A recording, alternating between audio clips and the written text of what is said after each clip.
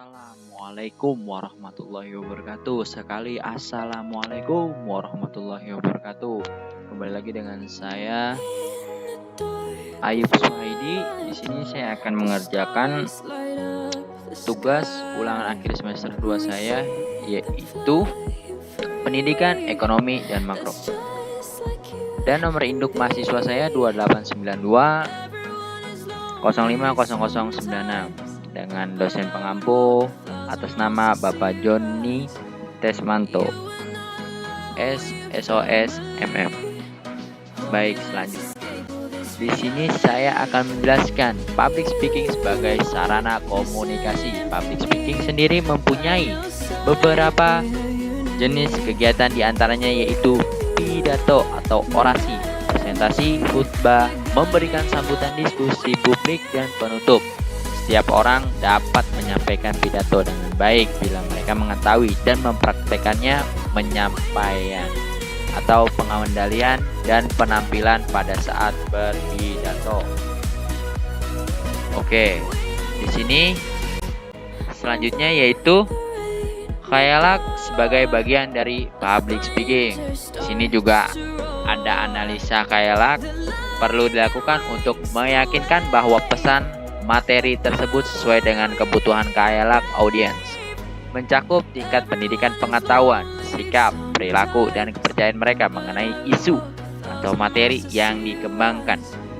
Dan di sini juga ada kekuatan sekaligus pengendalian emosi untuk keberhasilan komunikasi. Kecerdasan emosional sebagai suatu instrumen untuk menyelesaikan masalah dengan rekan kerja, membuat kesepakatan dengan pelanggan yang bermasalah, mengkritik atasan, menyelesaikan tugas sampai selesai, dan dalam berbagai tantangan lain yang mempengaruhi kesuksesan. Selanjutnya yaitu teknik dalam penyampaian presentasi dalam negosiasi nih, ya kan? Nah, di sini ada dijelaskan pada bahwasanya yaitu ada A, menguasai komunikasi verbal dan non verbal. Apa sih yang dimaksudnya itu? Yaitu kemampuan komunikasi verbal dan non verbal merupakan kunci terpenting dalam negosiasi. Nah, ini sangat penting juga nih dalam kita bernegosiasi apapun. Misalkan kayak kita membeli sesuatu dan kita harus menegosiasinya. Itu contohnya. Seorang negosiator haruslah memiliki kemampuan untuk berkomunikasi. Nah, di sini juga harus berkomunikasinya yang jelas dan juga efektif. Yang dimaksud dengan efektif atau jelas itu gimana? Kita harus berbicara dengan yang jelas dan juga berefektif yang ingin disampaikan dan juga dipahami dengan baik oleh pihak lawan. Nah, di sini juga nih ada lagi B, kemampuan menganalisis permasalahan atau masalah dan menemukan solusinya. Nah, tidak hanya pintar dalam berkomunikasi nih, ya kan? Kagak hanya pintar di sini. Nah, jadi seorang negosiator yang efektif harus mampu untuk menganalisis sebuah masalah apapun itu. Masalah jual beli, masalah bernegosiasi apapun itu, dan menentukan kepentingan dari tiap pihak yang terlibat. Oke, next saya lanjut. Itu ada di sini persiapan yang cermat sebelum memulai proses negosiasi. Seorang negosiator yang baik harus melakukan persiapan dahulu. Kita harus menyiapkan kata-kata yang efektif dan kata-kata yang baik yang mudah dimengerti oleh lawan kata kita agar kita nyambung, agar kita tuh searah dengan pembelinya. Nah, di sini juga kita harus persiapannya yang sangat baik karena itu bisa jadi penentu dalam sebuah negosiasi. Di sini juga ada nih D, mendengarkan lawan bicara secara efektif. Untuk menjadi negosiator yang baik, Anda perlu berlatih untuk mendengarkan lawan bicara secara aktif. Maksudnya itu Anda harus memahami apa yang disampaikan oleh lawan bicara secara verbal ataupun non verbal, secara langsung atau secara tidak langsung. Oke, di sini juga ada cerdas dalam mengontrol emosi. Ini yang harus kita kendalikan. Kita harus mengontrol emosi kita karena sangat penting dalam sebuah proses negosiasi.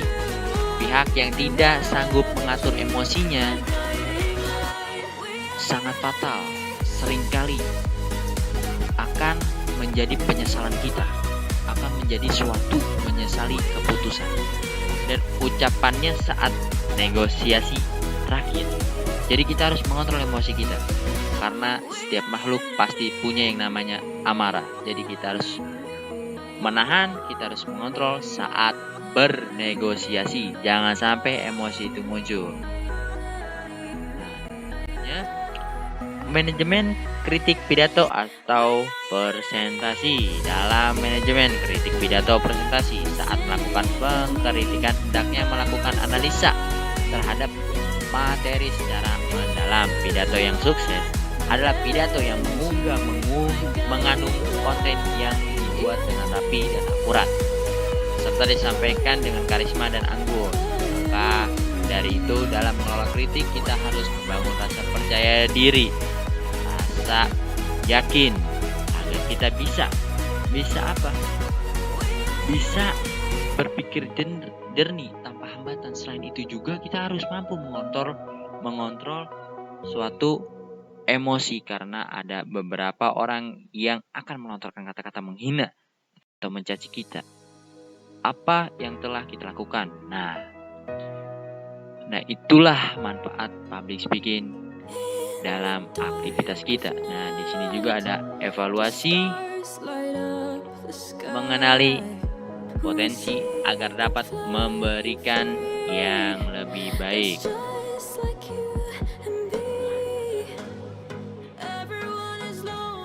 Setiap individu itu pasti mempunyai potensi dan kemampuan sendiri-sendiri yang luar biasa dan istimewa. Akan tetapi diperlukan waktu. Kita tuh harus menggali potensi kita tuh dengan waktu yang sangat panjang untuk mendapatkan semua hal itu. Jadi kita menggali bukan hanya waktu yang sedikit. Semakin lama kita menggali, semakin panjang juga dan semakin akurat juga yang kita dapat. Kiat-kiat mengelola kritik dalam aktivitas public speaking. Sebuah kritik dapat dipakai positif untuk meningkatkan kualitas diri, namun bisa menanggapi negatif, bisa menyebabkan stres, kemarahan, atau agresi. Namun ketika mendapatkan kritik dari orang lain, pada dasarnya seseorang diberikan tantangan untuk bersikap. Hendaknya kritik yang diberikan harus dipertimbangkan agar tidak menimbulkan reaksi negatif. Namun ketika mendapat kritik dari orang lain, pada dasarnya seseorang sedang diberi tantangan untuk bersikap. Oke, terima kasih. Mohon maaf jika ada salah kata atau salah kata-kata dan juga pembicaraan. Saya juga manusia semua punya salah. Jadi maafkan saya jika saya mempunyai salah. Jangan lupa mengikuti protokol kesehatan, hentikan COVID-19, karena untuk menghentikan virus ini ada di tangan kita masing-masing. Percaya dirilah dan selalu berdoa pada Tuhan Yang Maha Esa. Sekian dari saya, Taufik Walhidayah. Assalamualaikum warahmatullahi wabarakatuh. Jangan lupa like, komen, dan subscribe, karena itu penting bagi kita untuk mengetahui segalanya. Jangan lupa Upin Ipin main ke sawah. Wah. Terima kasih. Semangat dalam menjalankan hidup ini.